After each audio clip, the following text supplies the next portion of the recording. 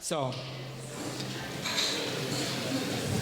I think you had hopefully enough time to sort out the main questions for this incredible panel. Again, I don't want to sum up, but I just want to bring back some what was really just sort of staying in my mind and which was there all the time. So Anna, I think what was quite interesting that you talk about the resilience of the streets. So what will finally survive in all these turnovers. And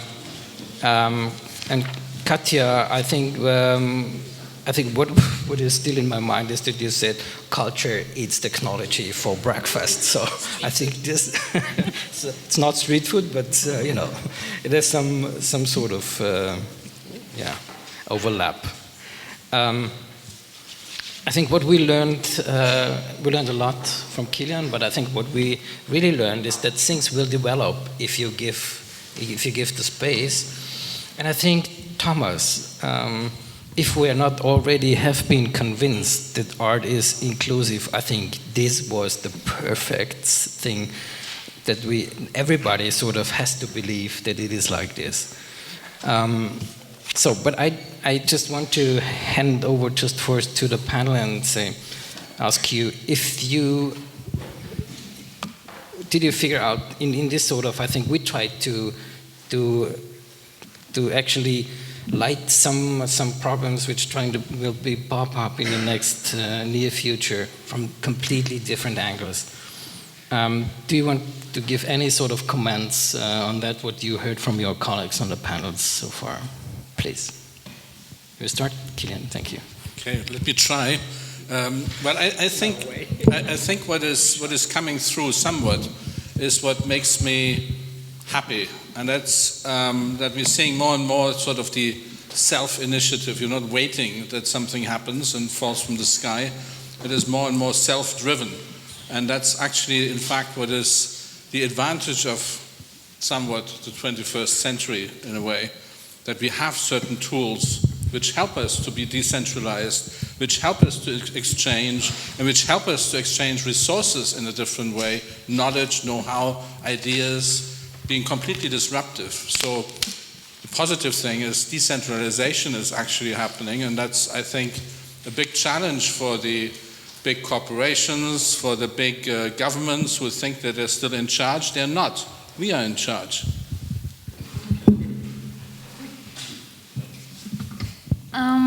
Yeah, okay. Well,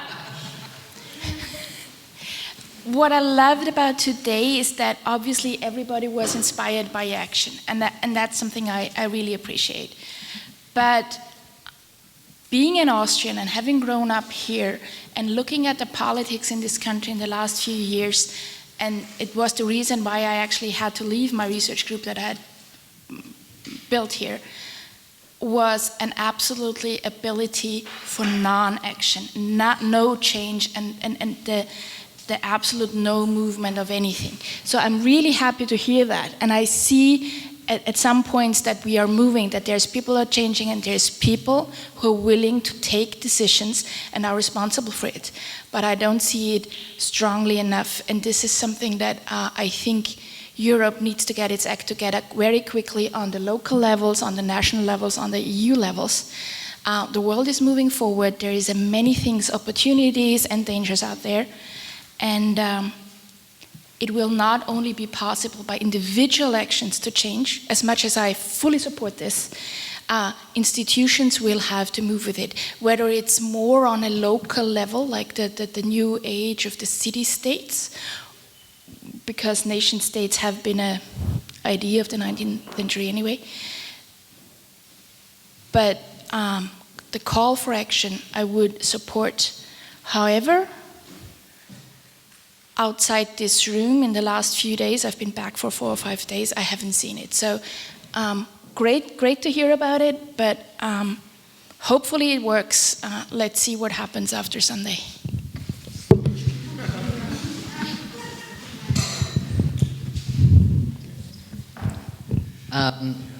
I guess, throughout the day, really, something that's been interesting me for a long time is been repeated, and that's this sort of power and innovation and of the informal economy and informal settlements and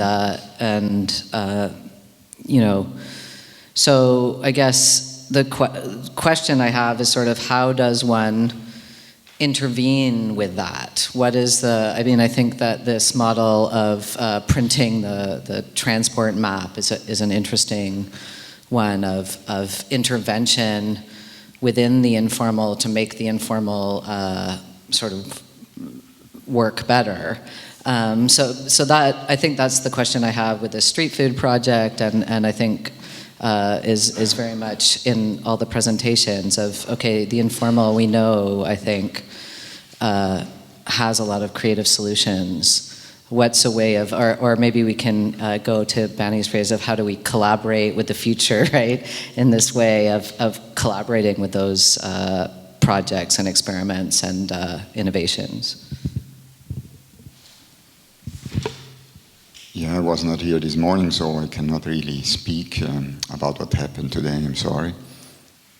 Just about this afternoon, when there is question of social inclusion, yes, I think art can take part. The artists should take part in this with doing artwork. That's what I try to do, because to me, doing artwork means using a tool, the tool art to confront the world, the tool art to confront the reality I'm living in, and also the tool art in living in the time I'm living in. So that's what I try as artist to contribute in this absolute belief in equality, in justice, in the truth, and also in non-exclusion. Because we are pretty much under time pressure, Thomas has to leave half an hour, so we're actually going to really close in half an hour. So I immediately will hand over the mic to the audience for the questions. Yeah, my name is Daniel Aschwanden. I have a question to you, Thomas.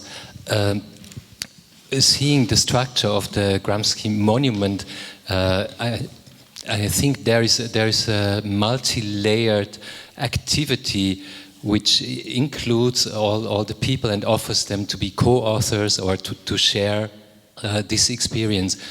Under the conditions of what is happening now, do you think you have to change your practice? Is it demanding for a change, an alteration, or an extension of the strategies that you developed in your artworks up to now? Or do you think by what you just mentioned, by you live the way you live and you try to produce artwork mirroring those qualities, that's enough to give your share into those new challenges of dealing with a world that falls apart? The only thing I would now, with this experience, like always I did when I make an experience in public space, I make a lot of errors, and I learn a lot. And that's what I like, by the way, in doing art. So this is doing a real experience. So one thing I would change, not change for the Gramsci monument, but in next work in public space, I think, is, and perhaps this joins something I could listen this afternoon, I would not more do this strict programmation. I would change this. I would work in non-programmation. Because in the Gramsci monument, I made there were the daily events, the weekly events, and it was very clear which time what happened. But actually, I think it's not needed.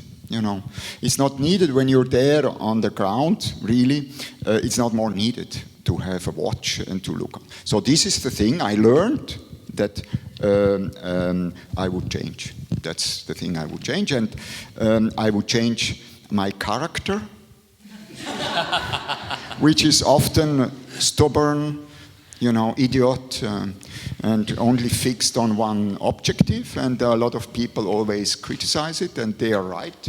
But I don't know who does the work, who's the worst instead of me. But, you know, so that I would like to change also. Thank you. Any other questions? I got a mic. Yeah, I have a very open question to all of you. I think in the first panel, actually, we discussed about those kind of the invisibility of some problem that arose, and that like large quantities of people are just not aware of it. Like when we broke, I think in 2008, that 50% are living in cities, or also others. And I was just wondering, like, what your experiences are of working in a very specific field, how to connect to other people. And if you just share some thoughts on strategies and, I don't know, maybe like outlooks on the future, like what would you hope for and what would you change? It seems to be you should start.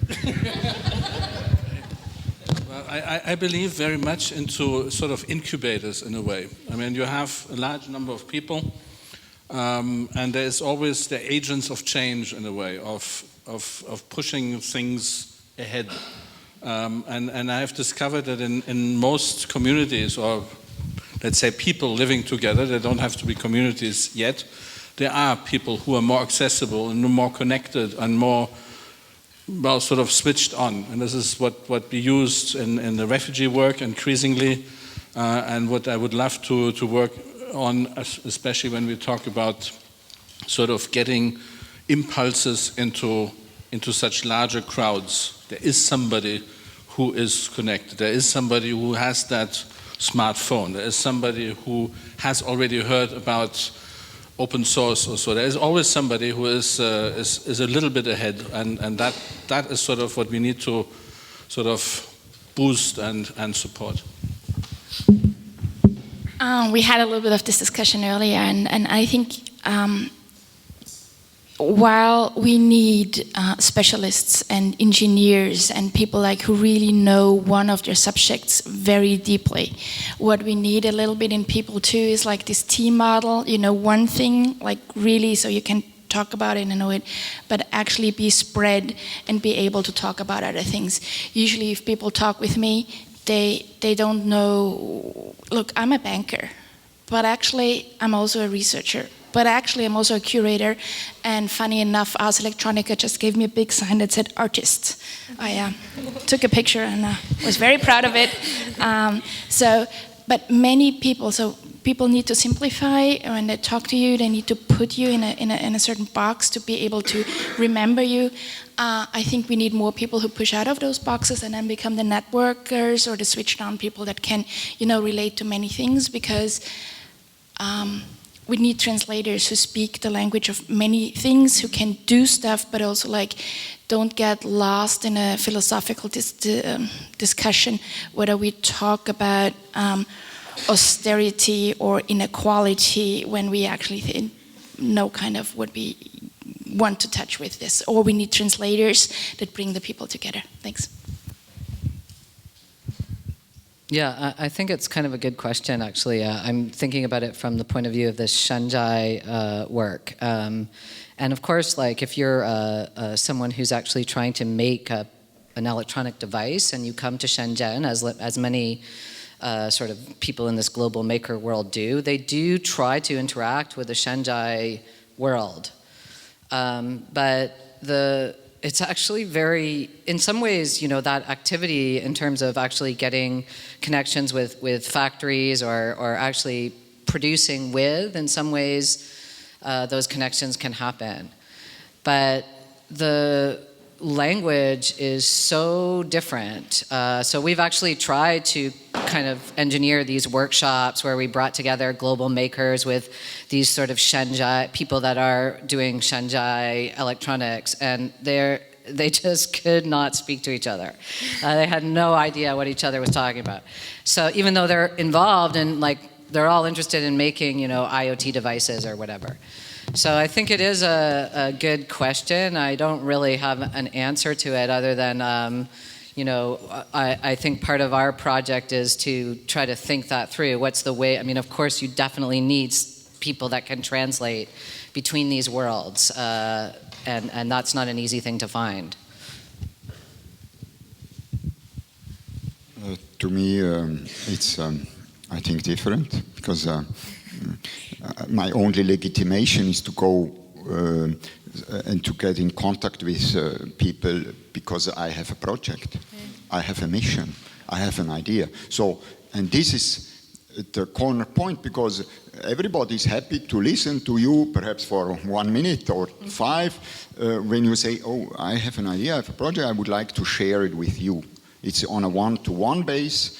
But to do so, I must first to do the work. I mean, to be clear what I want, why I want, etc. And then a dialogue can start, or longer or less long. But what I, as an artist, what I learned, that everybody, and this is beautiful, I think, everybody is open to speak about art, about philosophy. Everybody has a moment, a place somewhere in his brain or in her heart or wherever for art or philosophy. And that's the point to start for me as an artist.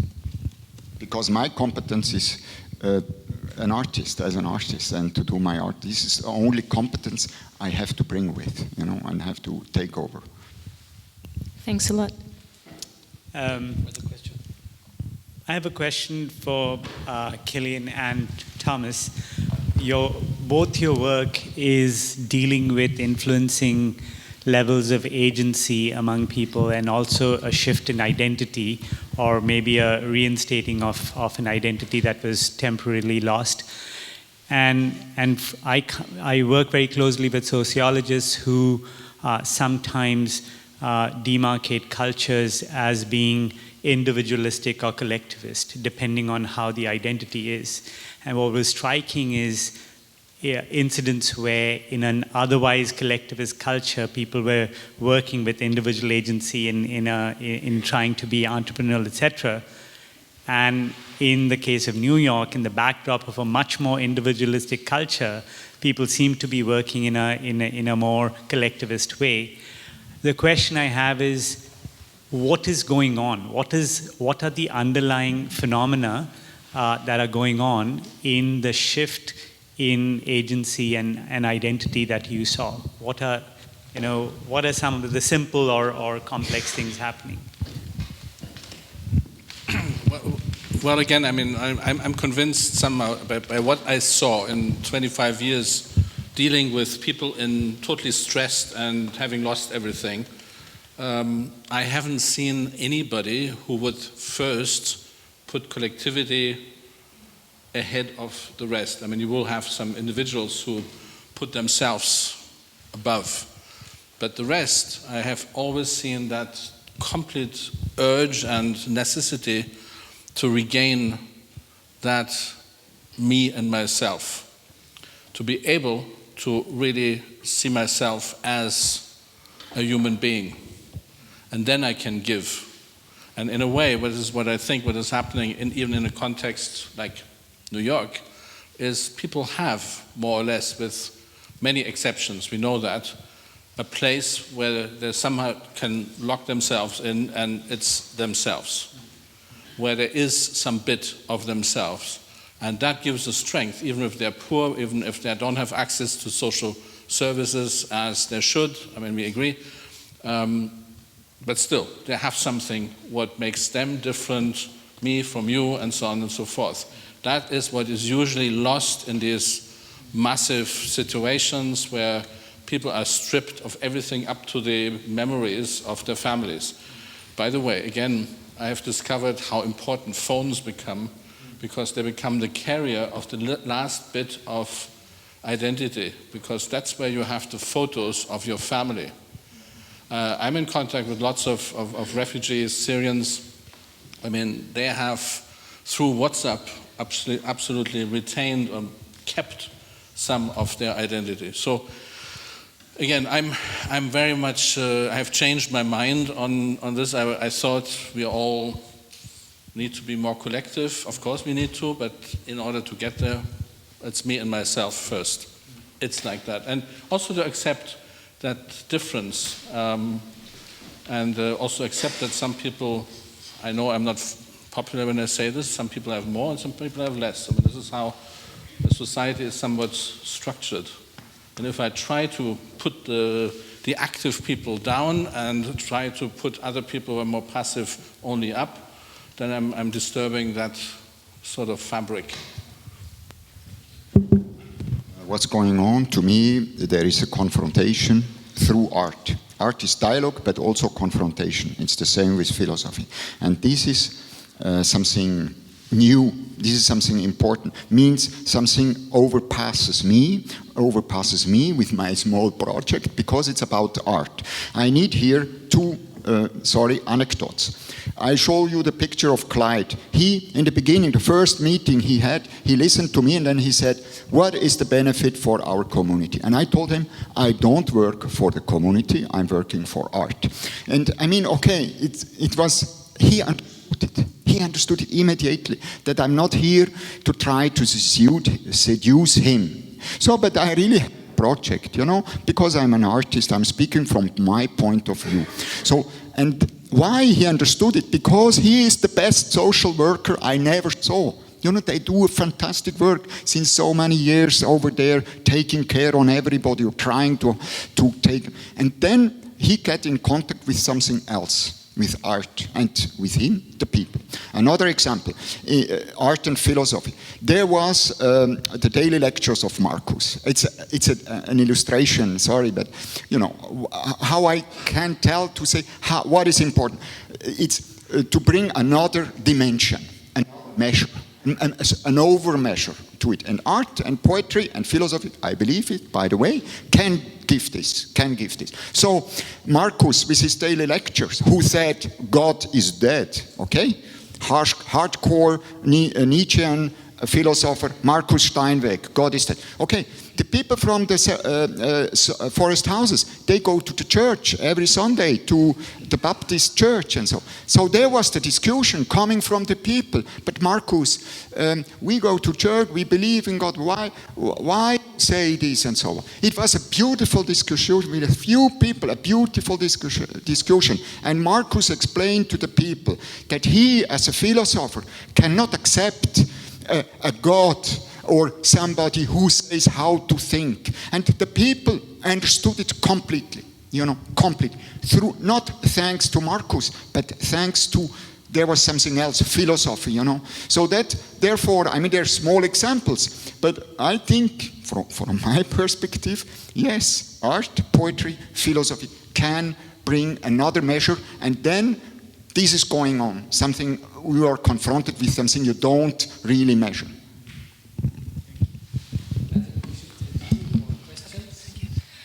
Hello, my name is Ruth Matthäus-Bär. I just want to ask you, Thomas, a question. Isn't it then, after this conversation, that the artist claims truth? And if the artist claims truth, isn't he or she then maybe God? No, I'm not. First of all, no, and double no. No and no, because no, but when I say I don't claim truth, I said truth is the term which art can deliver. An example, a painting of Mondrian is truth, because when Mondrian didn't made it would not happen. This is truth, This is truth. A picture of Mondrian is truth, It's not truth something. We are not doing journalism. We are not verifying facts. It's not about the truth, but to establish something which itself, as such, is truth. So therefore, the double no. So I am not interested in declaring something about truth, but I'm interested in doing a work who touches moments, perhaps moments of truth.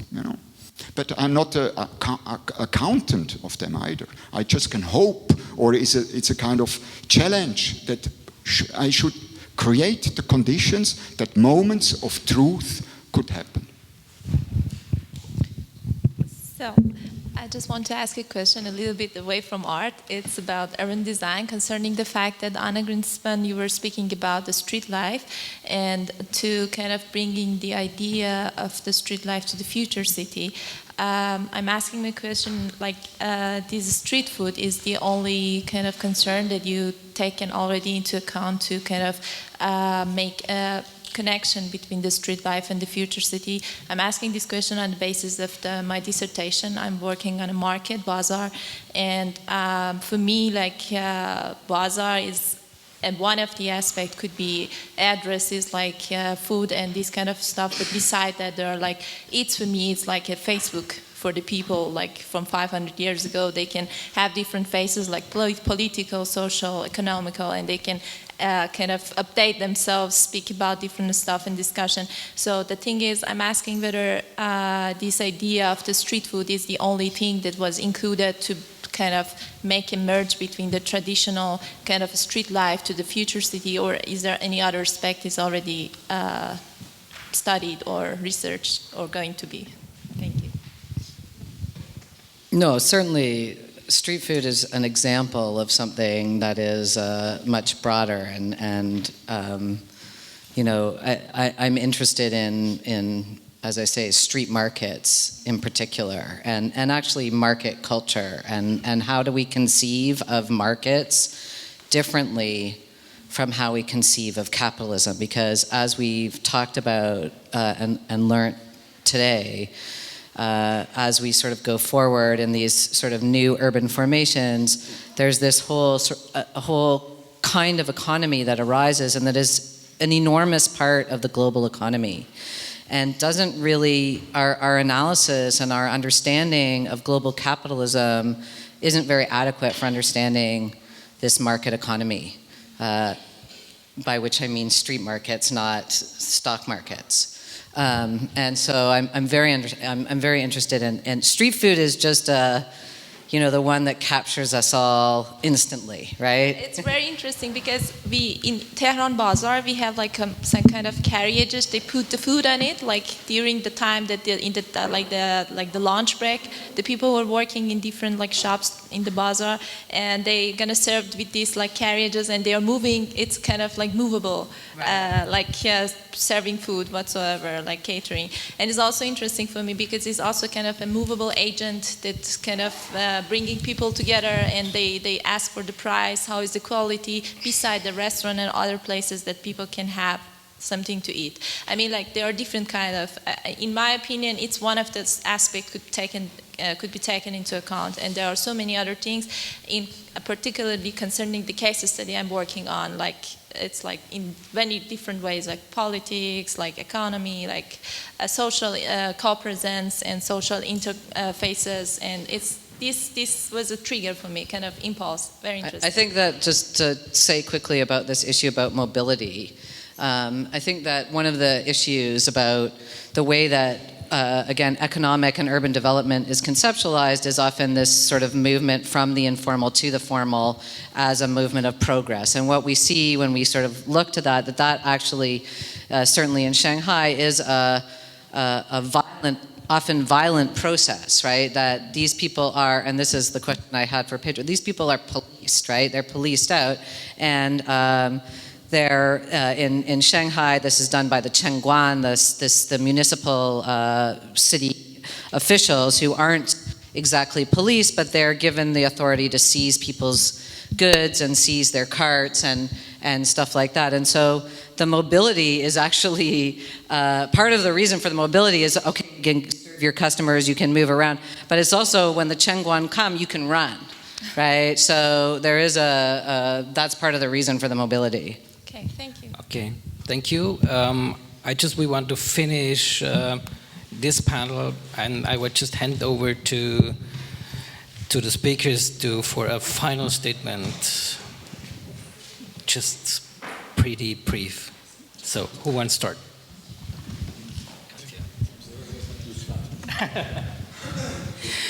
Well, most of you liked the idea of culture eats technology for breakfast.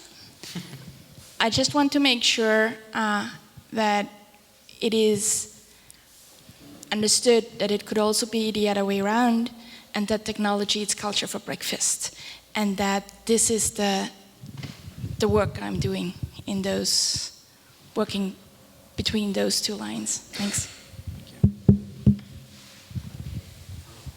I had to think a bit. God, it's a long day. But I think what we are seeing with the whole current hype as well on people on the move, we need to realize that this is just the beginning. This is not to create panic, but increasingly we're seeing movements all over the world. We need a new world order to actually manage movements of people differently. In my opinion, we have to get away from the sort of categories of you are allowed to move, you're not allowed to move, you are an economic migrant, you are this, you are that. I think people are in need to move because the climate is changing, because poverty is pushing, because wars are pushing, and because we want to move. That's also a right, I think. And so that, I think, requires a very bold move of all of us to actually change the way of how we look at people movements and how we support that. And I'm quite confident that there are actually lots of crazy ways of supporting those movements out there, but I'm discovering also with my current role here in Austria, actually, in trying to advise the government. Thank you. I want to be able to be open for this very over-complex world. I want to be able to confront it, never to say, I don't want to see it, I don't want to know it, I don't want to be informed about it. I think it's important to see the beauty in this hyper-complexity of the world today. Okay, I don't think I have anything particularly profound to say other than I've been really honored to be part of such a fascinating panel, and I think that all of us are fairly mobile, so that I hope that when people pass through Shanghai, they will, stay connected.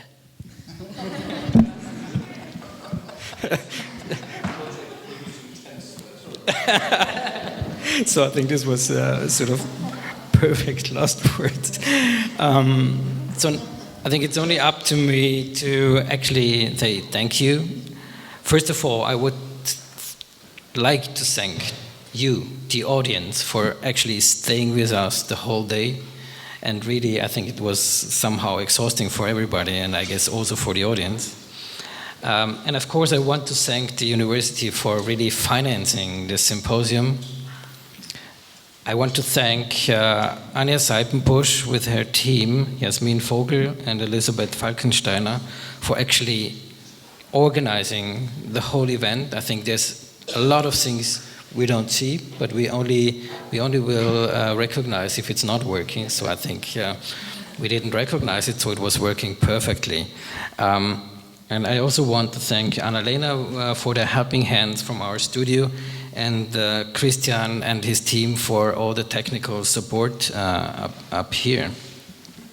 I also especially want to thank Barbara for actually introducing and establishing the contact with Thomas. I think it was perfect to have him on the panel, and thank you for that.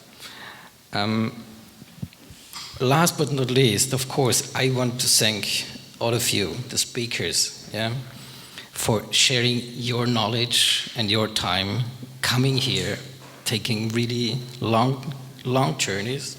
So I think we calculated it was more or less everybody was, even Sophie, which is more or less in Hamburg, but she took a lot of journeys around to come here. So everybody was taking 10 hours of a flight to come to Vienna to join the conference. So thank you very much, and thank you for your contributions.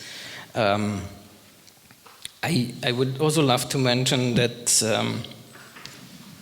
this symposium will be featured in a book, and I want to ask you, please, and I think it was pushed to say that, so please hand in your manuscripts as soon as possible. We still have some, so this is very unique. We never had things like this. So, but thank you very much for coming here. And I also thank all the people I maybe forgot to mention. So thank you for coming, and what did you say? Stay connected.